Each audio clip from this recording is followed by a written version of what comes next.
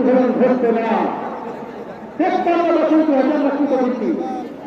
নির্বাচন হয়েছে, নির্বাচন দিনের পর রাতে হয়েছে, নির্বাচন হয়েছে।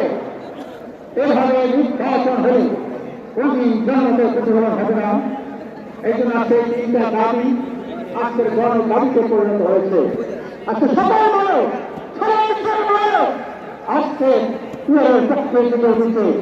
আজকের বাংলাদেশের একজন স্বনামধন্য প্রধান হারবার বিশ্ববিদ্যালয়ের প্রধান ডক্টর নুরুল ইসলাম সাহেব একটা অত্যন্ত আজকাল দলীয়করণ সহ যত অন্যায় অপরাধ করেছে তার সুষ্ঠু বিচার, এই বিচার ছাড়া এদেশে নির্বাচন হতে পারে না। এবং নির্বাচন মানেই মানুষকে ধোঁকা দেওয়া না। নির্বাচন মানেই রাতের দিনের নির্বাচন রাখে না। ওভাবে নির্বাচন দ্বারা কোনদিন জনগণ তাদের রায় উপভোগ করতে পারে না। অতএব নির্বাচন হবে। আর সেই নির্বাচনের পদ্ধতি ইসলামী আন্দোলন তৈরি হয়েছে, বহু স্থিতিবাদ ঐক্যবাদ পোষণ করেছে। সেটা